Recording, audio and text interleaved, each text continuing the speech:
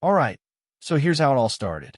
I'm a single dad, 41 years old, just trying to get by and be a good dad for my daughter, who's 16 now. We've always been pretty close, at least I thought so. I've been doing what I can to be there for her, setting up movie nights, helping her out with school stuff, just being someone she could rely on. Everything was pretty normal, or as normal as it can be raising a teenager. So one night, my daughter asks if her friend, let's call her C, can stay over. I didn't think much of it. C had been around for about a year, and she and my daughter seemed inseparable.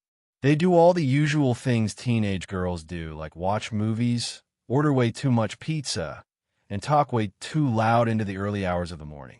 I figured it was just another regular sleepover. They came over, and everything seemed fine. We ordered pizza, they picked some movie I didn't know, and they settled in for the night. Around midnight, I went to bed, and I didn't expect to see them until the morning. But a few hours later, I got up to go to the bathroom. My house is small, so it's just a short walk down the hall from my room. I figured I'd go, get back to bed, and that'd be that. Except when I opened the bathroom door to head back to my room, there was C standing right there in the hall, looking like she was waiting for me. She had this look in her eyes that didn't sit right with me. Too intense, you know? I figured she just needed the bathroom, so I said, "Hey, it's all yours," and tried to step past her. But then she lunged. I don't know how else to describe it. She just leaned in out of nowhere like she was trying to kiss me. My brain kind of froze for a second, like I couldn't even process what was happening. Here's this kid, my daughter's friend, practically throwing herself at me in the middle of the night. I pulled back and laughed it off, trying to keep it light so it wouldn't get awkward. I said something like, "Whoa, hey, I think you've got the wrong guy." She looked a little embarrassed, kind of mumbled something I couldn't catch, and then turned around and went back to my daughter's room. I just stood there for a second, trying to wrap my head around what had just happened. But in the end, I brushed it off. I figured she was just a kid doing something impulsive and awkward, and it didn't mean anything. I chalked it up to teenage weirdness and went back to bed, thinking that was the end of it. A few days went by, and I didn't think about it again. Then, out of nowhere, I get a call from the police. They told me they needed me to come in for questioning. Now, at first, I thought maybe there'd been some sort of mistake, like they'd gotten the wrong guy, or maybe it was about something else entirely. But as soon as I got down there, I knew it was bad. The look on the detective's face said it all. He starts telling me that C had accused me of, well, of violating her. I felt like my whole world was spinning. I remember just sitting there, staring at him, not even understanding what I was hearing. I kept thinking this has to be a joke or some misunderstanding. I tried explaining what actually happened, that there was nothing to it, that I'd turned her down. But they just kept looking at me with that same expression, like they were waiting for me to slip up, to admit to something I didn't do. I went over everything again and again. I told them about the hallway, how she tried to kiss me, how I'd laughed it off and gone to bed. But they kept pressing, asking for details, questioning every little thing I said like they were looking for holes. I knew I was innocent, but they were treating me like I'd already been convicted. Then they asked me why she'd make something like this up. I didn't have an answer. How was I supposed to know? I didn't know what was going through her head that night, and I couldn't explain why she'd twist something so innocent into something awful. I tried my best to keep calm, but the more they questioned me, the more I started to feel like I was being trapped, like they were building a case against me based on nothing but her word. When they finally let me go, I walked out of there in a complete daze. I felt sick, like my whole life was crumbling, and I couldn't do anything to stop it. The accusation hung over me, and I knew it was going to tear everything apart. When I got home, everything felt different. I was drained, my mind running a mile a minute, and I still couldn't believe this was actually happening. I thought maybe my daughter would see through it. No, it couldn't be true. She knew me, right? But when I tried to reach her, I got nothing, just radio silence. After a day or so, I finally hear from her, but not in the way I expected. She's cut me off, blocked me on social media, the whole 9 yards, and to make it worse, she made this post just this single line that said something like, "Believe women." That was it. Nothing more, just that one line. I can't even begin to tell you how much that hurt, because here I am, fighting off these ridiculous accusations, and my own daughter has basically written me off to the world. I didn't give up, though. I texted her, tried calling, tried showing up at her mom's place to see her, but my ex wouldn't let me in. She's standing there, blocking the doorway like I'm some kind of criminal, and even though she wasn't saying much, I could see it in her eyes. She believed it too. It was like a punch to the gut. Here was this woman I used to my life with, the mother of my child, looking at me like I was some kind of monster. Then my ex's brother, this guy who's always acted like he's got a grudge against me, decides to take matters into his own hands. He comes out of nowhere, shoves me back from the door, yelling at me to get lost, calling me names, and when I try to hold my ground, try to say I wasn't leaving until I saw my daughter, he clocked me right in the face. One good punch, and I was on the ground, and all I could hear was him shouting at me to stay away. So now I'm sitting there, outside my ex's place, bleeding and humiliated. I'm thinking, how did things get this messed up? It's like the whole world flipped in an instant. Just days before, I was this regular dad who'd do anything for his kid. Now, I'm the guy nobody trusts, the one everyone thinks is a predator. At that point, I didn't know what to do. My daughter was gone. Her mom wanted nothing to do with me. And even my own friends started acting weird around me. It's like this accusation just stuck to me, no matter how false it was. And the worst part was not having my daughter. That was what cut the deepest. She didn't want to see me, talk to me, hear me out, nothing. And that's when it hit me. To her, I wasn't her dad anymore. I was just this person she wanted no part of. The days dragged on, and the police kept at it, calling me in again and again, asking the same questions like they were waiting for me to slip up. Every single time I told them the truth, but every single time I walked out of there feeling like I'd lost a piece of myself. And every time I came back to an empty house, knowing that my daughter thought of me as some kind of monster, it was killing me. I barely slept. When I did, I'd wake up in a cold sweat, thinking about all the things people might be saying behind my back, wondering if my daughter was going to spread this around, how I'd ever live this down. I never felt so alone in my life. Every part of me wanted to go to her, make her understand. I kept telling myself that if I could just talk to her, maybe I could get her to see reason. But every time I tried, I'd remember that look on her face when she blocked me. That look of total disgust, like I wasn't the man who raised her anymore. It was like I was invisible to her now, just erased from her life in a single move. All I could do was wait and hope that somehow, some way, the truth would come out. But sitting there alone, with everyone around me turn against me, it felt like that truth would never see the light of day. So getting called in for questioning once was rough enough, but it didn't stop there. It felt like every time I thought I'd explain myself clearly, they'd call me back in with more questions. I honestly started to feel like a criminal walking into that station every time. I'd sit down, trying to stay calm, but I could see the way the officers were looking at me like they were just waiting for me to slip up. They'd ask things over and over, changing the wording, throwing in questions about things that had nothing to do with the actual accusation. It felt like they were just testing to see if I'd crack. The worst part was that they'd keep asking these ridiculous details, like, what were you doing on this night? Why did you let her stay over? Stuff that made me feel like they were more interested in finding something to use against me than actually listening to what I was saying. I kept thinking, how many ways can I tell you that nothing happened? I'll never forget the first time they made me sit there and give a statement. They handed me a piece of paper and told me to write down everything I could remember about that night. I'm sitting there in this tiny room, pen in hand, trying to figure out what exactly they want from me. And I mean, how do you remember every detail of a random night that seemed perfectly normal at the time?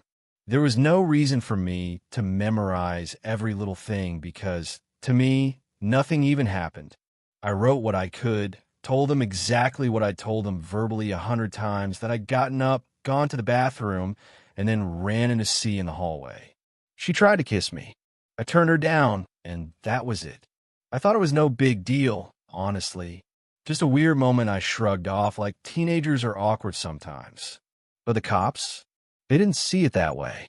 I could see the way they exchanged looks, like they didn't believe me, and it got under my skin. Then came the harder questions. They started getting personal, asking me why I wasn't married anymore, why my daughter was even staying over at my place instead of her mom's. All these questions, like they were trying to dig up some hidden dirt on me. I couldn't help but feel like they had already made up their minds about me, that they decided I was guilty, and they were just waiting for me to mess up. At one point, they pulled out my daughter's statement.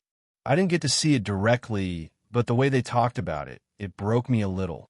They kept saying how she believed her friend, how she thought her friend would never make something like this up, and all I could think about was how quick she was to side against me, her own dad, without even talking to me first. It's like they were twisting the knife, reminding me that my own daughter saw me as the villain here. They even brought up my ex. They said, your ex-wife seemed pretty convinced about this too, like that somehow added more weight to the accusation. I get that divorces aren't always pretty, but we've been decent co-parents. At least I thought so.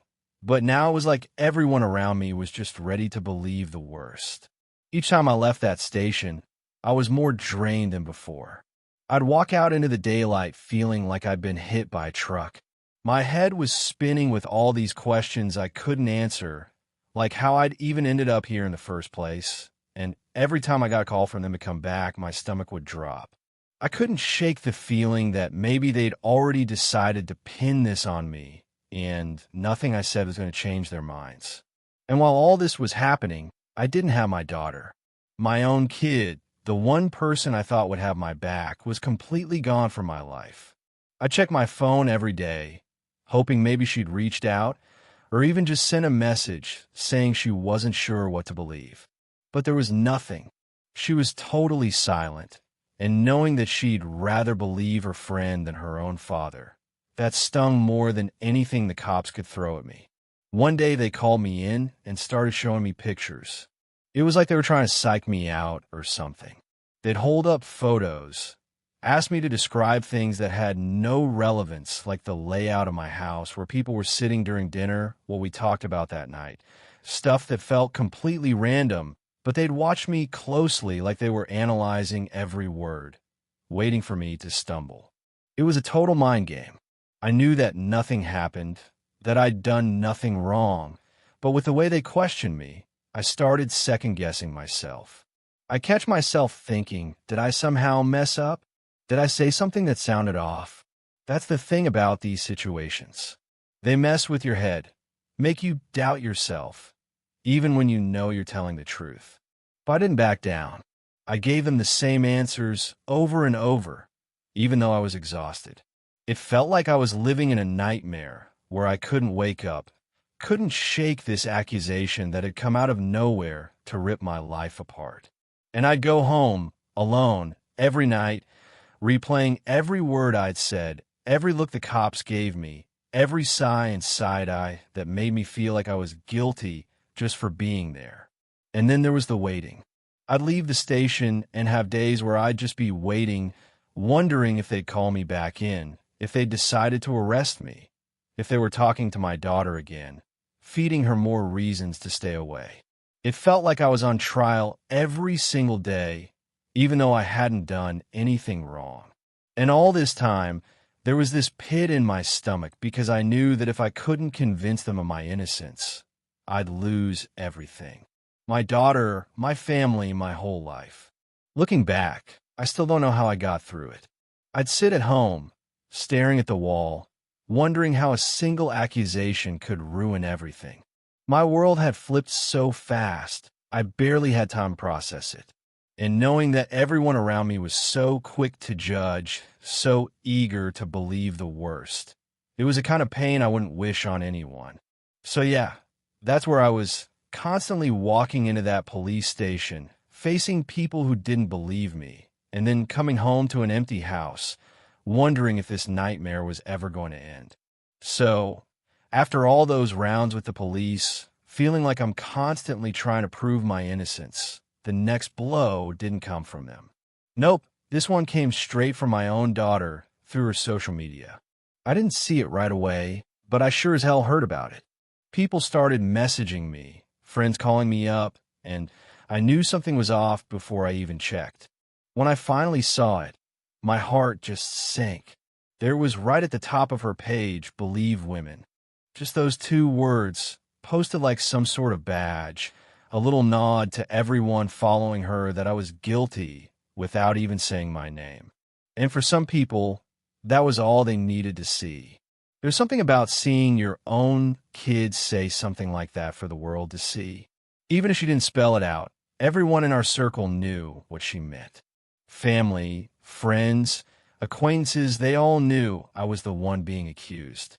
And seeing my daughter put it out there felt like the final nail in the coffin. To her, I was guilty, end of story.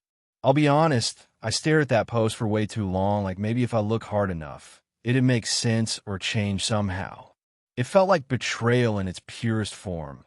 But even more than that, it made me feel so small, so powerless. I couldn't reach her, couldn't get her to listen, and now she told everyone else what she thought too. There was no going back from that. Within hours, my phone started blowing up. Family members messaging me, asking what was going on, if it was true. People I hadn't talked to in years were suddenly interested in my life, like they were watching a train wreck. Some tried to keep it subtle, but it was clear. They all assumed I'd done it. Friends, neighbors, people from work, everyone knew someone who'd seen it, and it was like I had this giant scarlet letter pinned to my name. And it's not like I could even defend myself. Anything I said would probably just look like a guilty person trying to cover their tracks. Plus, with everything still being investigated, the police told me I was better off staying quiet. So here I am, watching my life get ripped apart online, and I can't say a damn thing. Then came the messages, some from complete strangers.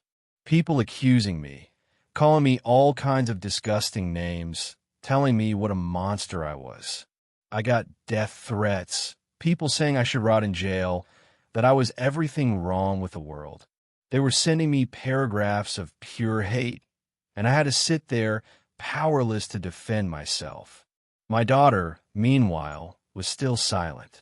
Nothing from her directly, no calls, no texts, just that post for everyone to see. And every time I checked her page, it was still there, with people flooding her comments with support. "You're so brave," they said. "You're doing the right thing." Nobody stopped to think for a second that maybe, just maybe, I wasn't guilty, that I might actually be the one telling the truth. The people I thought were friends disappeared. A few reached out, probably just to satisfy their curiosity, but it was clear they didn't believe me either. One of my closest friends, someone I'd known for years, didn't even bother to call. He just sent a single message that said, "Hope it's not true, man. Hope it's not true." That's all he had to say. It felt like everyone I'd ever trusted had vanished or turned against me in a matter of days. And my daughter's post stayed up. I kept hoping she'd take it down, that maybe she'd have second thoughts, that someone would talk sense into her. But it just stayed there, like a billboard reminding everyone who followed her that I was supposed to be a monster. One day, I actually considered posting something myself. I typed out this long, angry message defending myself, saying how much it hurt to be judged without any proof. But every time I looked at it, I thought about how it had looked to everyone else. They'd see it as damage control, or an angry man trying to intimidate his daughter. No one would listen to a word I said. They'd twist it, make it seem like I was trying to guilt trip her or pressure her into silence. So I deleted it, and I just sat there, feeling completely helpless. In the days that followed, I couldn't go anywhere without feeling the weight of that post. I'd run into people who knew about it, and they'd avoid eye contact or just stare, clearly wondering if they were looking at a criminal. People at work started acting weird around me, too, like they didn't know what to say. And to top it all off, a couple of my neighbors started avoiding me. I'd wave, and they'd pretend they didn't see me, just hurrying back into their homes like I had some kind of disease. I check her profile every day, hoping maybe she'd taken it down. But she didn't. And the longer it stayed, the more people joined in. It became this rallying point, people applauding her bravery for speaking up or saying she was taking a stand. I wanted to scream, to tell them that she hadn't spoken to me, hadn't even tried to hear my side. But I knew that'd just make things worse. It's like the more I stayed silent, the guiltier I looked. But saying anything would make it worse. So I was just stuck, unable to do anything except watch my reputation go up in flames. My own daughter had painted me as a predator, and the rest of the world was eating it up like some kind of twisted drama. And what was I supposed to do? Some nights I'd lay awake, thinking about what I could say to her, how I could explain how much this was destroying me. But then I'd remember she wasn't answering, that even if I got a hold of her, she probably wouldn't listen. In her mind, she'd already decided who I was. And the worst part? Everyone else had too. I used to think social media was just a place to catch up with people, share photos, and maybe laugh at some stupid memes. I never thought it would be the thing that ripped my life apart. And now here I was, watching as my own daughter's post dragged my name through the mud, while people cheered her on, oblivious to what the truth actually was. I was officially alone, and no one cared. After weeks of living in a nightmare, answering the same questions over and over, the day finally came when I got another call from the detective. This time, though, he didn't sound like he was ready to go another round with me. There was something different in his voice, something almost, cautious.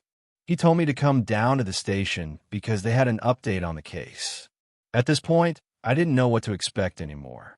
I figured it was just more of the same, more questions, more accusations, more waiting around while they picked apart my story like I'd done something wrong. But I went in, sat down, and waited. The detective looked at me for a moment, then leaned forward, almost like he was preparing me for what he was about to say. He cleared his throat and said, "We've been re-interviewing C. She's changed her story." Those words hit me like a brick. My first thought was that it was about to get worse, that somehow she'd found a way to dig the hole even deeper. But then he went on. He explained that they'd been pushing her for more details, something solid to back up her accusation, and apparently, things didn't add up. They'd started noticing inconsistencies, things that she'd left out before, details she couldn't keep straight. And when they pressed her on it, she began to stumble, backtracking on certain parts of her story. He said she'd gotten flustered, couldn't keep the timeline straight, couldn't remember what she'd already told them. At first, they thought it was just nerves, but the more they pushed, the shakier she got. Then, he said they noticed something. Her entire story was starting to fall apart. They kept asking her to clarify, to give them one clear, consistent version of events. Every time she tried, she'd mess up, say something different than she had before. Eventually, she froze up, went silent, and that's when they really leaned into her. The detective said they pressured her, reminded her of the seriousness of what she was saying, how important it was to tell the truth. And that's when she cracked. According to the detective, C broke down in tears and admitted that none of it was true, that I hadn't done a thing to her. She confessed that the real reason she'd accused me was because of her mom's boyfriend. He was the one who'd hurt her, but she couldn't bring herself to accuse him directly. She was scared of him, felt trapped, and didn't know what else to do. She said that pointing the finger at me had seemed easier, safer somehow, since I wasn't really part of her life. When I heard those words, I didn't feel the relief I'd been waiting for. I felt a wave of anger, frustration, and hurt that I couldn't even describe. All this pain, all the sleepless nights, the way my own daughter had turned against me, it was all because I was the safe option to blame. She had completely turned my life upside down because she didn't want to face the real monster in her life. The detective went on, explaining that they were officially clearing my name and closing the case. Legally, I was off the hook. I wouldn't be arrested, wouldn't have to worry about charges hanging over my head. But as he spoke, it all felt so hollow. Sure, I was cleared in the eyes of the law, but what about everything else?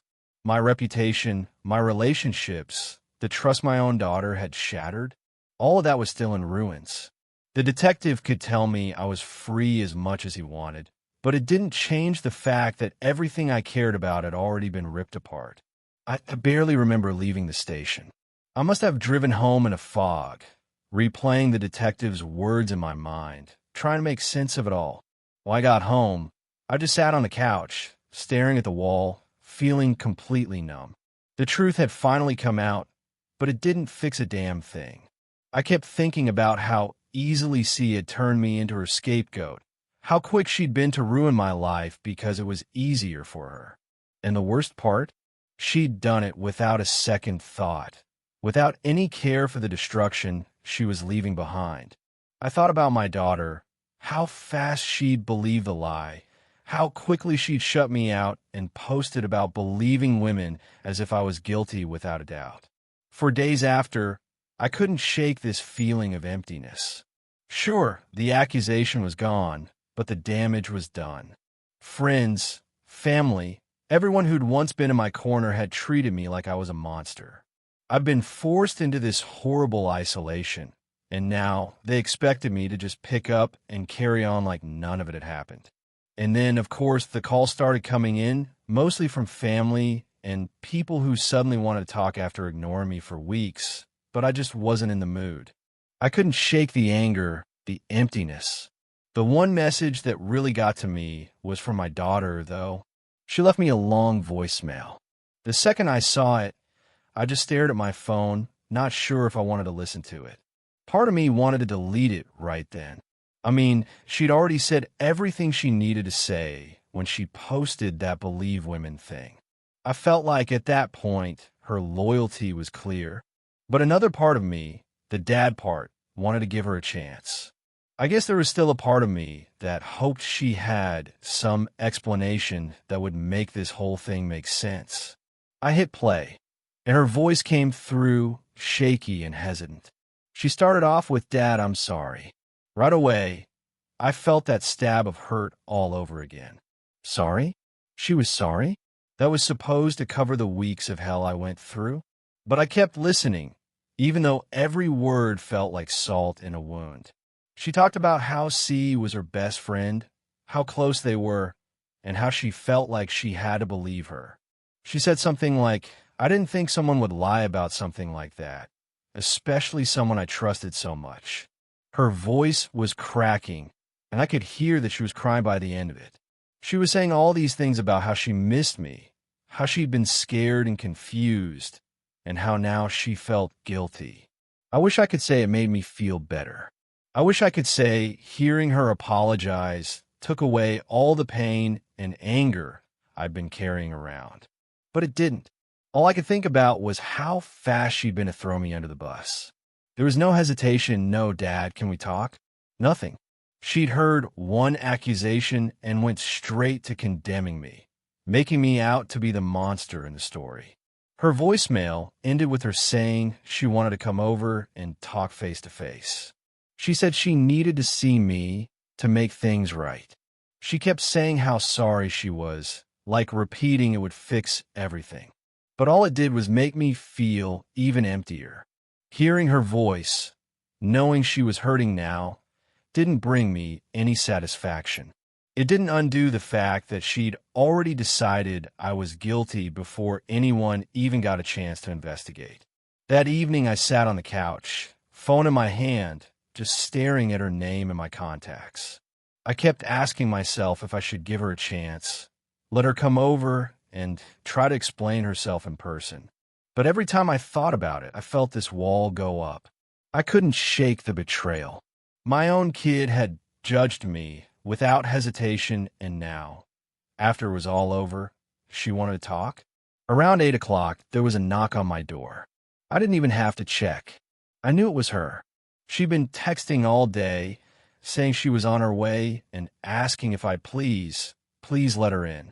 But when I heard her voice pleading on the other side of the door, I couldn't bring myself to answer. I just sat there, feeling this mix of anger and sadness. She stayed outside for a while, knocking, calling my name.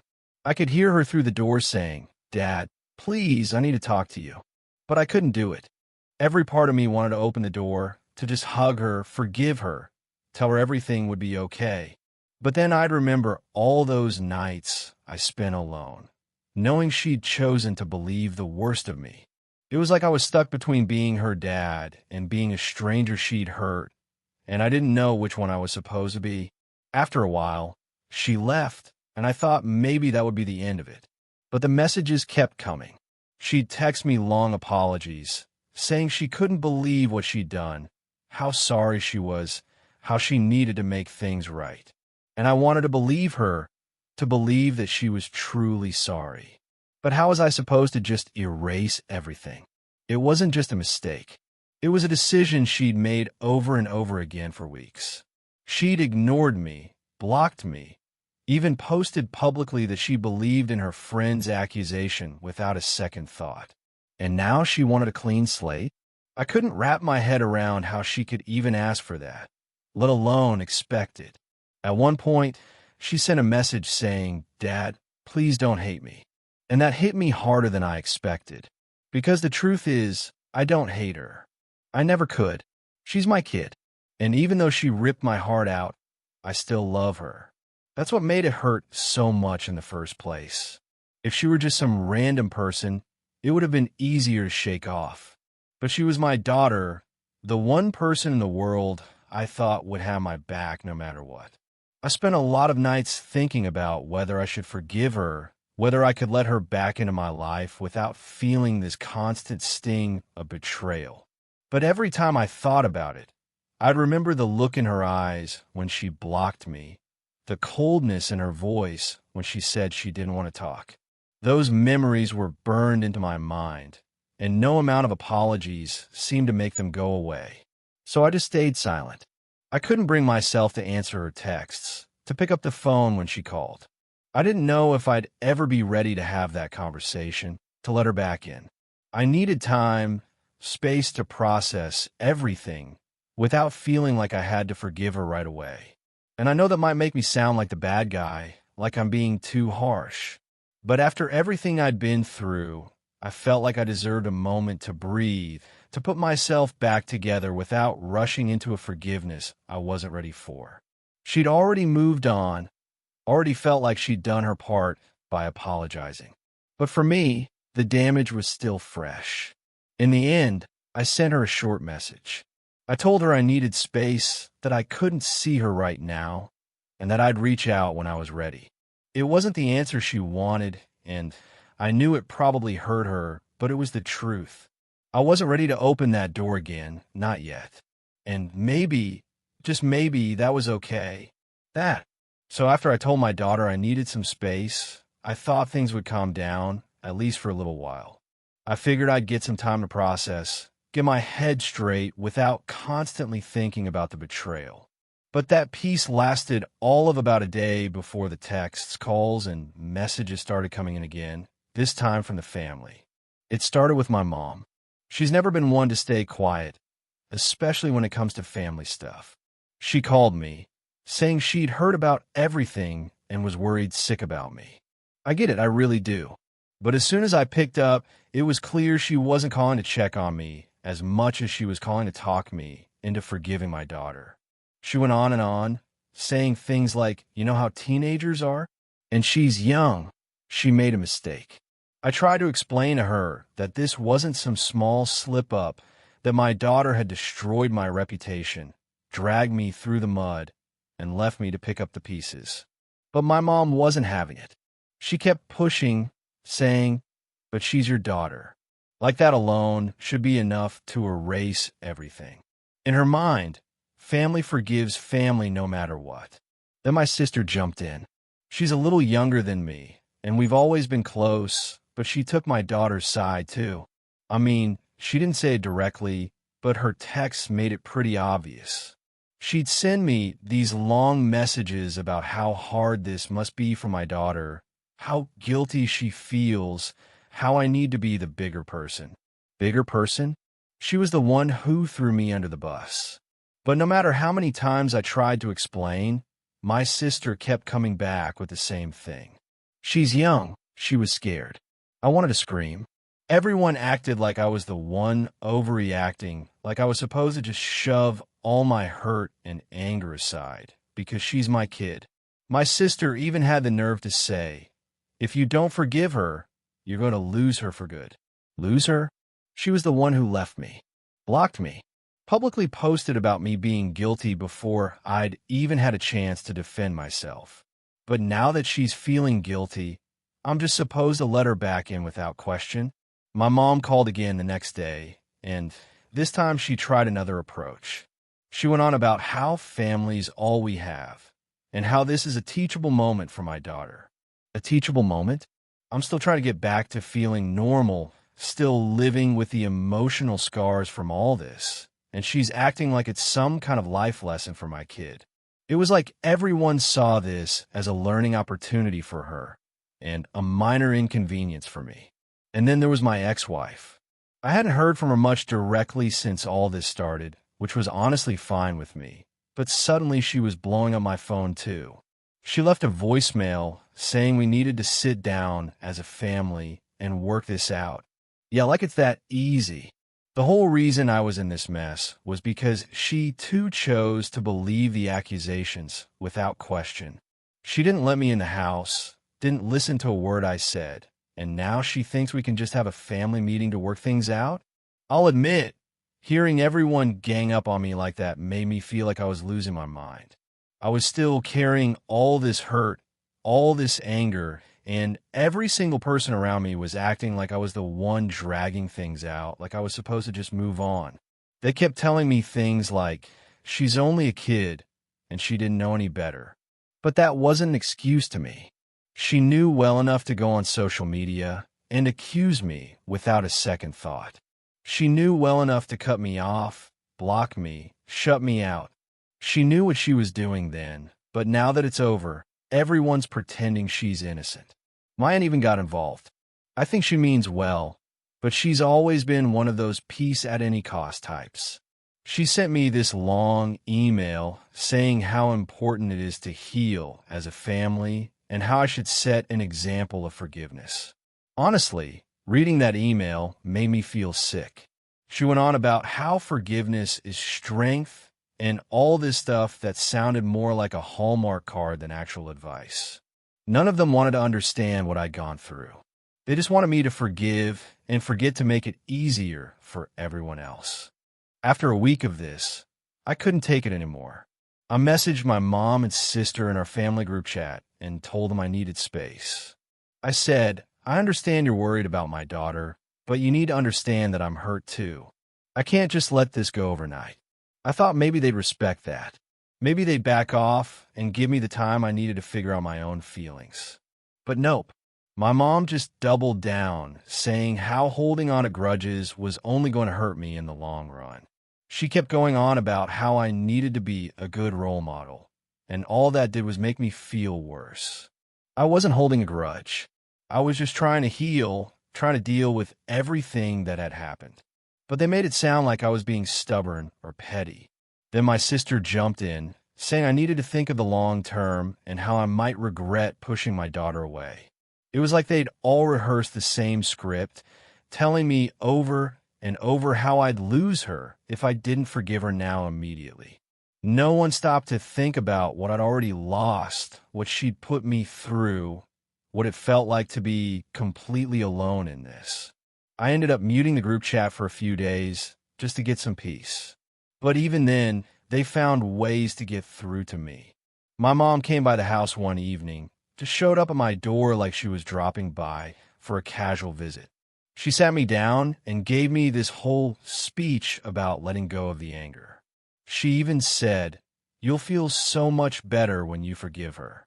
And maybe she's right. Maybe forgiveness would feel good someday, but not now. Now when everything still feels so raw. My aunt called that same night, saying how everyone was worried about me. I felt like a broken record, telling her over and over that I just needed space. But she kept pushing, saying, "Don't let this tear the family apart." Tear the family apart? The family had already fallen apart the second they all believed I was guilty. That damage was done, and it wasn't my responsibility to patch it up just because they were feeling guilty now. By the end of the week, I was just tired. Tired of explaining myself. Tired of justifying my feelings. Tired of everyone making it about how I needed to be the bigger person. I kept thinking about how none of them had even given me a chance when the accusations first came out. They'd all assumed the worst, just like my daughter did. But now, they wanted me to be the one to fix things, to make it easier for them. In the end, I decided to keep my boundaries. I told them I wasn't ready, that I didn't know when I would be, and that they needed to respect that. And honestly, it was hard. It was hard to push back against my own family, against people I'd always trusted. But I knew that if I caved now, if I forgave before I was ready, I'd just be carrying even more hurt. Maybe someday I'll feel differently. Maybe someday I'll be able to open that door again. But for now, I just need some time. And if they can't understand that, then maybe they never really understood me at all. Last update. After everything, I realized I couldn't stay here. Everywhere I looked, I saw reminders of what I'd been through. The judgment, the betrayal, the family and friends who turned on me without a second thought. I decided the only way to truly move forward was to leave it all behind. So I made the decision to sell my house, pack up, and move somewhere far away. I don't know where I'm going yet, but I know I need a fresh start. A clean slate where I can finally breathe again. As hard as it was, I cut off my daughter, my family, everyone who turned on me. This whole nightmare showed me just how little they thought of me. How easily they believed the worst with barely a question. For weeks I waited, hoping they'd reach out, that someone would stand by me. But they didn't. And now that the truth is out, they suddenly want to make amends, like a few apologies could erase the pain I went through. But I can't pretend this never happened. I can't just pick up the pieces like nothing's changed. Maybe in this new place, I'll have a chance to build something better. Maybe I'll even find people who will actually stand by me. People I can trust to see me for who I am, not who they fear I might be. I don't know what the future holds, but I know that I can't spend it surrounded by people who saw me as disposable. I'm done with people who abandoned me when I needed them most. So yeah, that's it. A new beginning, far from anyone who let me down. It's scary, but I'm ready to find a place where I can finally feel at peace again.